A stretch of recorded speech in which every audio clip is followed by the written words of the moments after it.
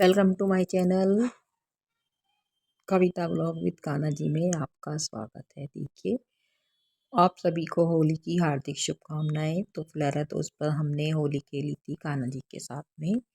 तो फ्लेरा दोष पर कान्हा जी के साथ फूलों की होली खेली जाती है, उन्हें गुलाल वगैरह लगाया जाता है।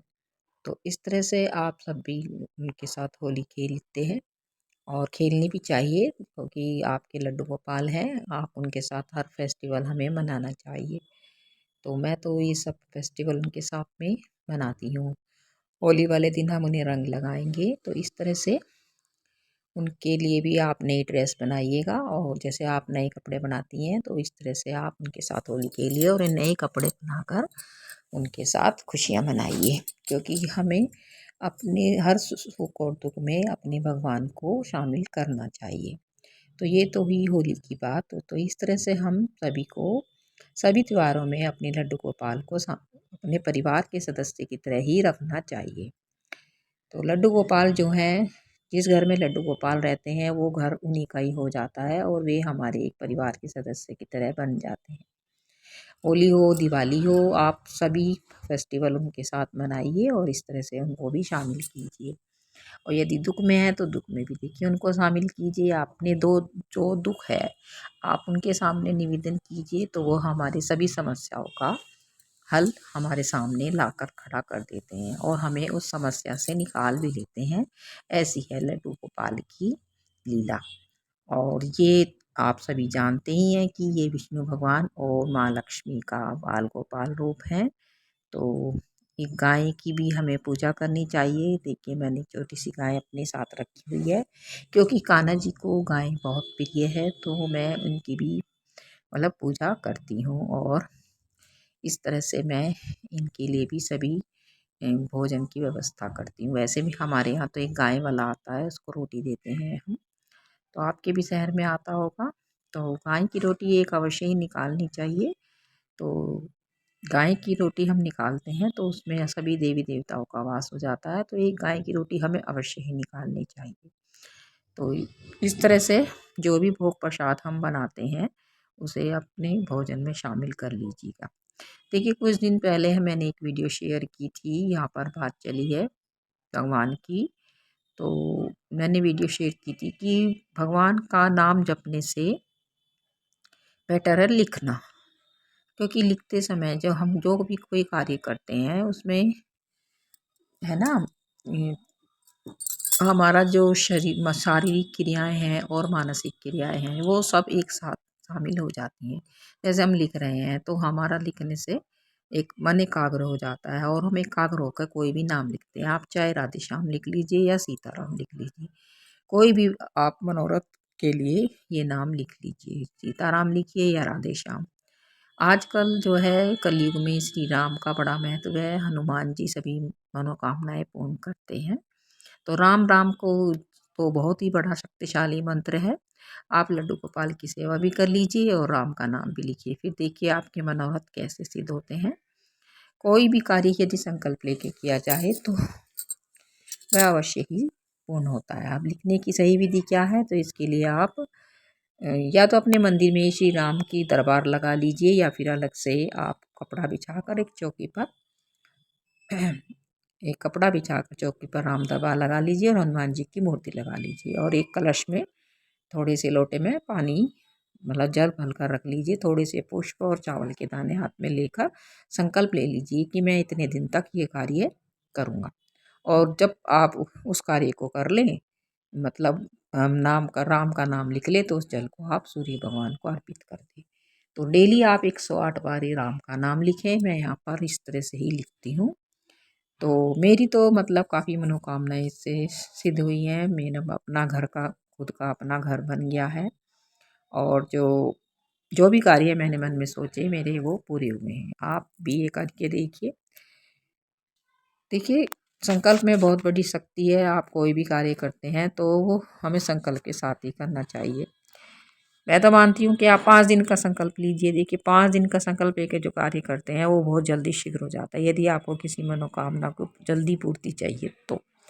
देखिए 5 दिन में ही यदि आपको करना है तो आप ब्रह्म मुहूर्त में आपको उठना पड़ेगा। आप सुबह 4 बजे उठिए और नहा धोने के बाद आप ये कार्य करिए और इस तरह से आपको काफ़ी समय मिल जाता है। 1 घंटे का, 1.5 घंटे का आप समय लगाकर इस कार्य को कर लीजिए। दोपहर को आपको समय मिलता है तो दोपहर को भी आप ये कार्य कर सकते हैं और शाम के समय भी आप ये कार्य कर सकते हैं। तो इस तरह से आपके ये 5 दिन में आपकी कॉपी लिखी जा सकती है और इसको लिखने के बाद आप इसे बुक बैंक में जमा कर दीजिए या फिर आप किसी नदी में प्रवाहित कर दीजिए। कुछ फूल और चावल के दाने के साथ इसे लाल कपड़े में बांधकर किसी मतलब जैसे गंगा नदी है या फिर कोई ऐसी नदी है जो पवित्र नदी है, आप उसमें ये प्रवाहित कर सकते हैं। मेरा तो मानना है कि आप इसे बुक बैंक में जमा कर दीजिए। तो इस तरह से आप ये कार्य कर सकती हैं। आप देखिए 5 दिन में यदि आपसे ये कार्य नहीं हो पा रहा तो आप 40 दिन का संकल्प ले कर ये कार्य करिए या फिर आप 90 दिन का संकल्प लेकर ये कार्य कर सकते हैं। तो उसमें ज़्यादा समय लगता है और आप इजीली कर पाते हैं। जैसे भी आपको समय मिले उसके अनुसार कर सकते हैं। देखिए हमारी जो महिलाएँ होती हैं उनको ये समय नहीं मिलता, उन्हें घर के काम होते हैं, तो वो क्या करें, उनको पीरियड की भी समस्या है तो वो 40 दिन का संकल्प लेकर या 90 दिन का संकल्प लेकर ये कार्य कर सकती हैं और बच्चों से भी ये कार्य करा सकती हैं। कोई भी व्यक्ति घर का ये कार्य कर सकता है। ये जिसको भी जैसे बच्चों को विद्या बुद्धि चाहिए तो उनको भी ये कार्य करवाइए। देखिए राम नाम जपने से बेटर है आप उसको लिखें। तो राम नाम लिखने से हमारा मनोरथ सिद्ध हो जाता है। और पीरियड्स की रही बात तो पीरियड्स में आपको यदि 5 या 6 दिन है जैसे भी हैं तो आप उतने दिन वो पेज छोड़ दीजिए और उसको फिर जब आपको समय मिले आप ठीक हो जाएं तो उसके बाद आप ये कार्य करिए और उन पेज को भी पूर्ति कर लीजिए। इस तरह से आप ये कार्य कर पाएंगी और करके देखिए करने में बड़ी शक्ति है। संकल्प लेकर के कार्य अवश्य ही सिद्ध होता है। राम का नाम बड़ा ही महत्वपूर्ण है। कहते हैं 2 बार राम नाम लेने से 108 बार राम नाम लिया जाता है और आप तो 108 बार लिख रही हैं तो आपके मनोरथ कैसे सिद्ध नहीं होंगे। तो आपका मनोरथ अवश्य ही सिद्ध होगा। तो आप इस कार्य को कर सकती हैं। राम नाम में बड़ी शक्ति है। राम का नाम लेने से हमारे सभी मनोरथ सिद्ध हो जाते हैं। वैसे तो लड्डू गोपाल की आप सेवा कर ही रही हैं तो साथ में आप थोड़ा सा ये कार्य भी कर लीजिए। 108 पेज कोई ज़्यादा देर का समय नहीं लगता, इसमें मुश्किल से 5 या 10 मिनट का समय लगता है। मैं ये कार्य डेली करती हूँ, सुबह के टाइम कर लेती हूँ। तो आप ये कार्य मतलब बच्चों को स्कूल भेजकर या पति को ऑफिस भेजकर भी ये कार्य कर सकती हैं। अपनी पूजा के समय इस कार्य को कर लीजिए और जो जाप कर रही हैं उसको थोड़े दिन रहने दीजिए। यदि आप इस काम को कर रही हैं तो आप ये जाप ही है और मतलब आप एक तरह से ये जाप कर रही हैं। तो जैसे आप कॉपी ले लीजिए, इसके लिए आप जो भी है एक मतलब राम का दरबार लगाकर मैंने बताया आपको, आप एक कॉपी ले लीजिए, 1 लोटा जल ले लीजिए, थोड़ा सा प्रसाद मिश्री या जो भी कुछ आपके पास उपलब्ध है वो रख लीजिए और रेड पेन मतलब लाल कलम ले लीजिए और उसमें सबसे पहले ओम गणपति लिखें और जय श्री राम लिखकर आप 108 बार एक पेज पर 108 बार लिखें। तो इस तरह से आप एक बार गिन कर देख लीजिए कितने पेज मतलब कितनी लाइनों में ये इस तरह से आ जाएगा। मेरा 108 पेज 108 बार ही एक पेज पर लिखेगा। तो और जब आप लिख ले एक पेज को तो साथ में अपनी मनोकामना को भी साइड में लिख दीजिए कि हे प्रभु मेरी इस मनोकामना को पूर्ण करें और उसे अंदर लाइन कर दीजिए या सर्कल में ला दीजिए। और इसके बाद आप हनुमान चालीसा का पाठ अवश्य ही करिएगा। 1 बार करें या 2 बार करें आप ये आपके ऊपर डिपेंड है, जिससे भी आपको समय मिलता है, लेकिन हनुमान चालीसा का पाठ अवश्य ही करिएगा। इससे आपका मनोरथ और जल्दी से होता है क्योंकि हनुमान जी सबके कष्ट को दूर करने वाले हैं। वो हनुमान जी से कही हुई बात श्री राम तक अवश्य पहुँचती है।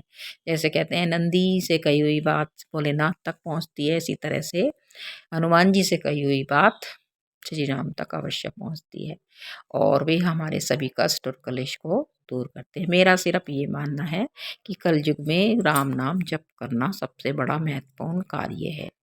इससे बेटर और कुछ है ही नहीं। आप मंदिर मत जाओ, कहीं मत जाओ, बस आप सिर्फ थोड़ा सा नाम जप करो। नाम जप में यदि आप लेखन का कार्य करते हैं, श्री राम की कृपा दृष्टि आप पर अवश्य ही होती है और आप बिना मनोरथ के भी ये कार्य कर सकते हैं। तो इससे आप पर प्रभु की कृपा दृष्टि बनी रहती है और आपके मतलब चारों पुरुषार्थ, जो भी आपका पुरुषार्थ है, धर्म, काम, मोक्ष, अर्थ से संबंधित, आपका वो सब मनोरथ सिद्ध हो जाता है। यदि आप जप कर रही हैं केवल नाम जप के लिए, तो आप पर प्रभु की कृपा बनी रहती है। तो आप इस कार्य को करके देखिए और राम नाम में बड़ी शक्ति है। जय श्री राम। आज के लिए इतना ही। राधे राधे। जय श्री कृष्ण। जय श्री राम। यदि आप मेरी इस बात से सहमत है तो एक लाइक और एक कमेंट अवश्य करिएगा और राम नाम लिखिएगा। आपके सभी मनोरथ सिद्ध होंगे। जय श्री राम। राधे राधे। जय श्री कृष्ण।